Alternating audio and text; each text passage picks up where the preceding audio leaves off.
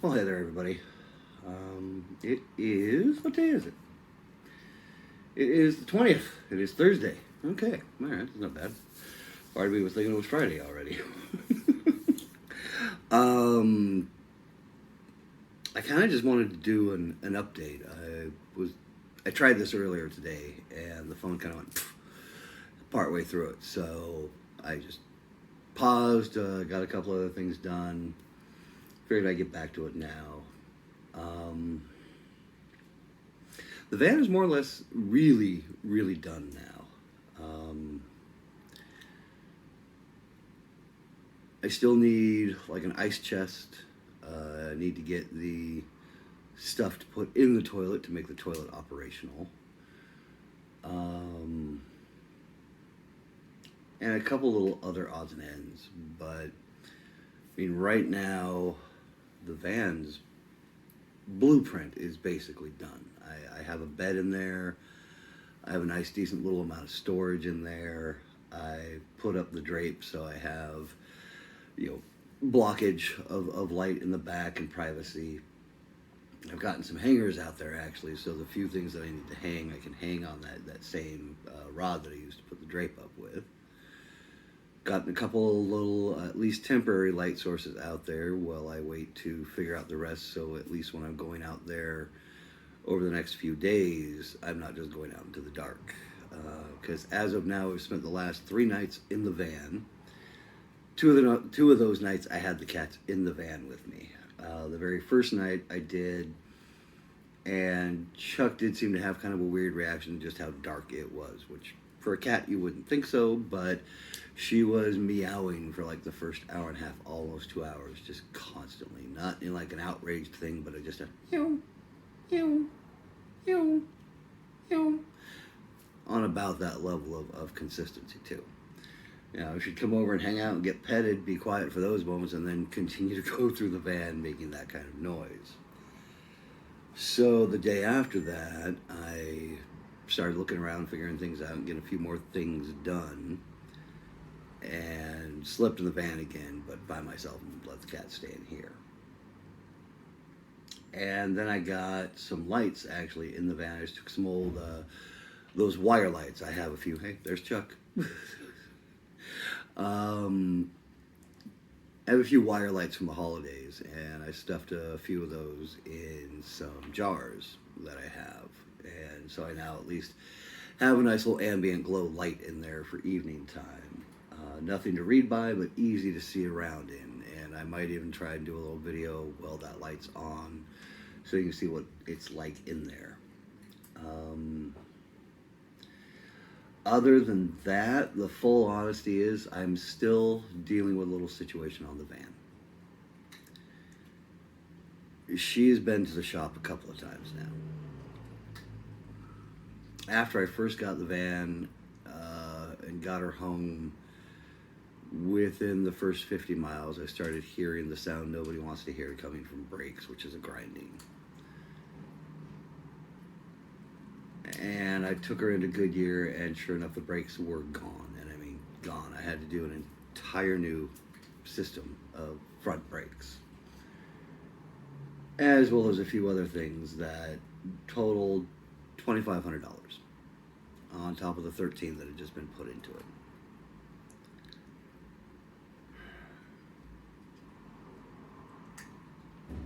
It was kind of a gut punch kick. And when I went back to the place that I had bought it from, they did an entire $150 "we're sorry." And I'm not going to name them because I'm not going to put people on blast or anything like that. I just know that I personally, anything I have going forward, I won't be dealing with them. I still think the van is very solid. I think we're just finding issues on a van that's only been used for fun time. You know, it's only got 70,000 miles on the engine, and it's 20 years old. 25 years old, excuse me.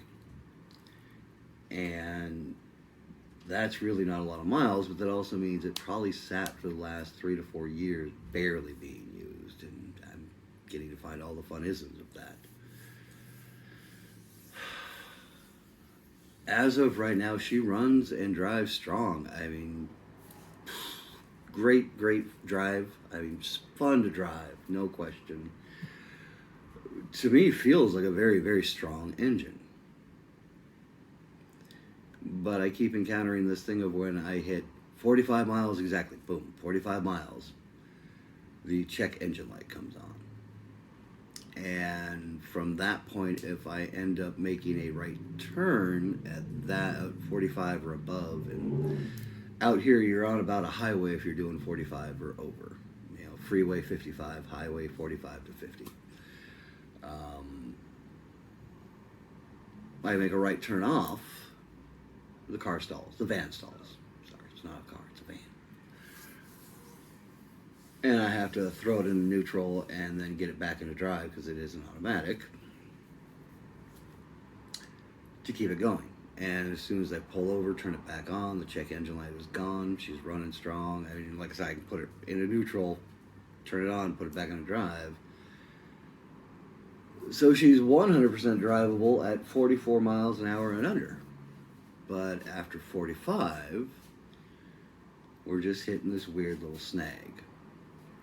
And we don't, I'm not sure if it's a cylinder or if it's something electrical, because there are a couple of weird little electrical isms that came with this van too. Like I have it's a port into the lighter that has some weird power cord or power plug-in that doesn't fit anything I have.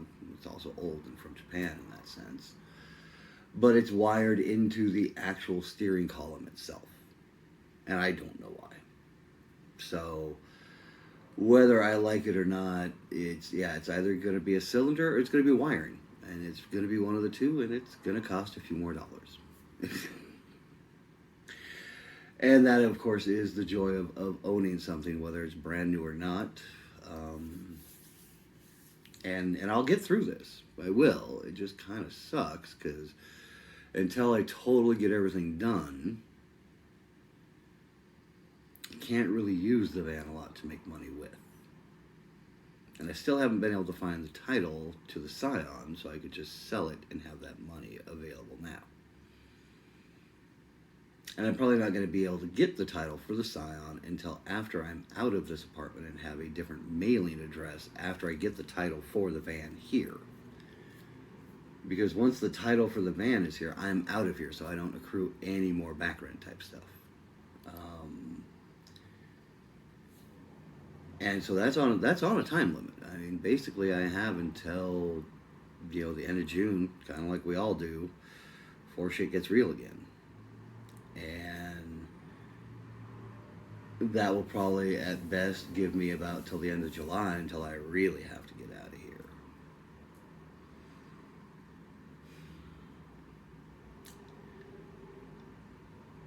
So there are moments I stress out and I worry a little bit because everything isn't perfect yet, and every day is another day that things have ticked by. And because of that, even though I am kind of focusing on the van a little bit, I am right now even flipping more over to the apartment side to get the sale more ready.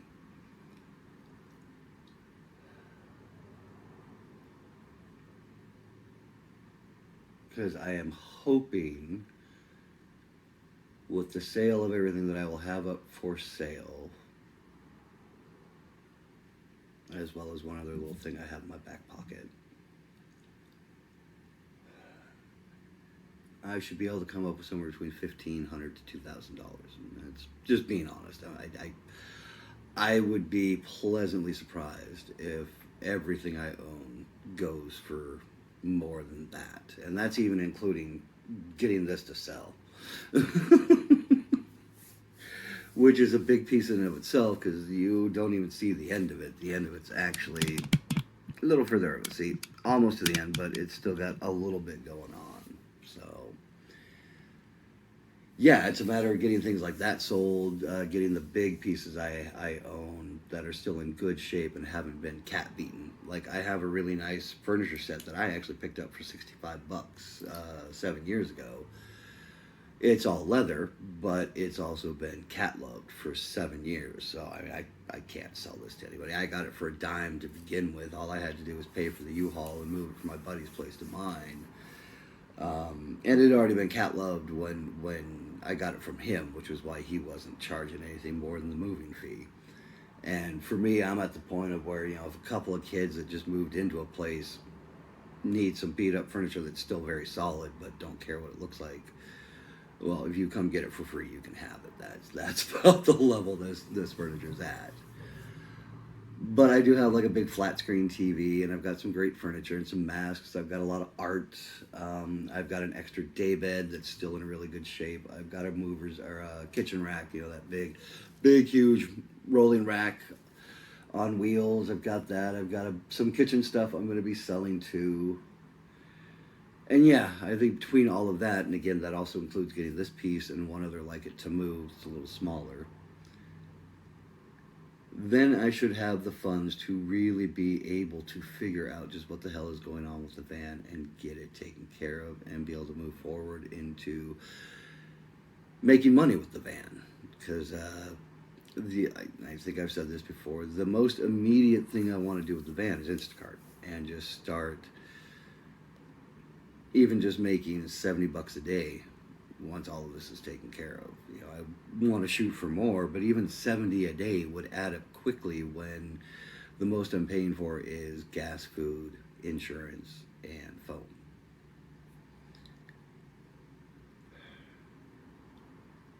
So it's a good day because the van is looking better and better, and she's really comfortable to sleep in. And in fact, it's been 3 of the best nights sleep I've had in a row, because I'm for a while now.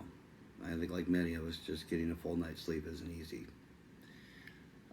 My schedule has gotten really, really crazy when it comes to sleep. I will try to go to bed about 11:30. I am lucky if I truly, truly doze off about 2 o'clock.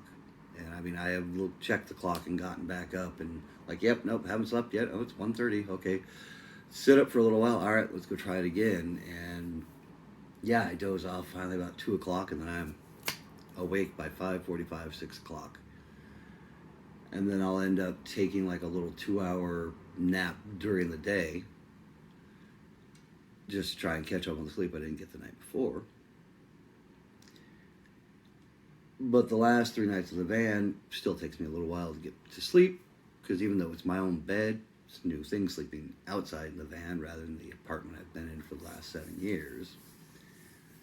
But once I'm asleep, and it's good sleep. And I actually didn't wake up until 7 o'clock this morning. For me, that's sleeping in. I should put a little caveat there. I actually used to run coffee shops and roast coffee, so my alarm was set for 3:45. So after I quit that job, in all sincerity, sleeping in until like 6:15, 6:30 is sleeping in.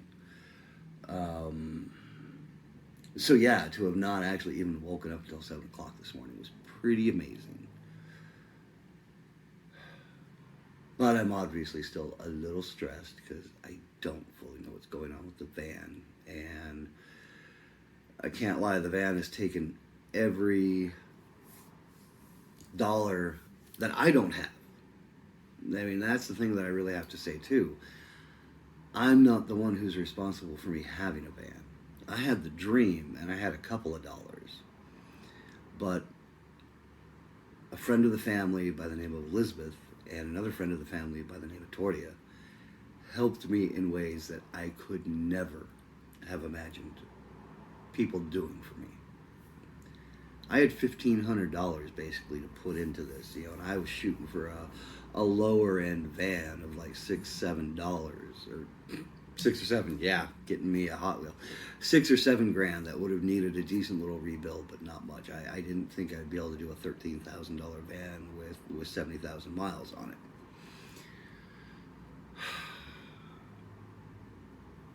The unfortunate reality is, like anything you buy, there are things that need to be done. And some of these weren't going to be able to be found until I had it for a while. Like this last little thing.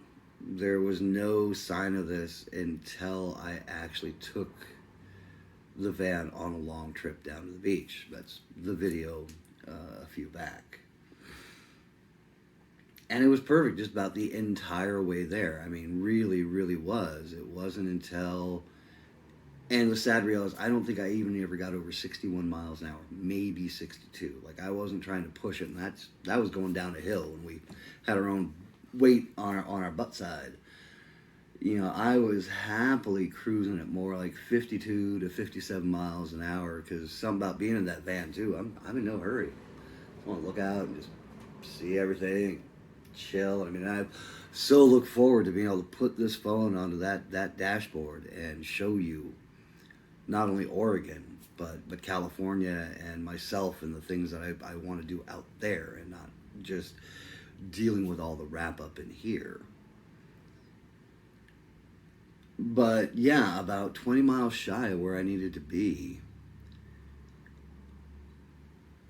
the oil pressure went high, the check engine light came on, and she stalled as soon as I pulled off of the highway.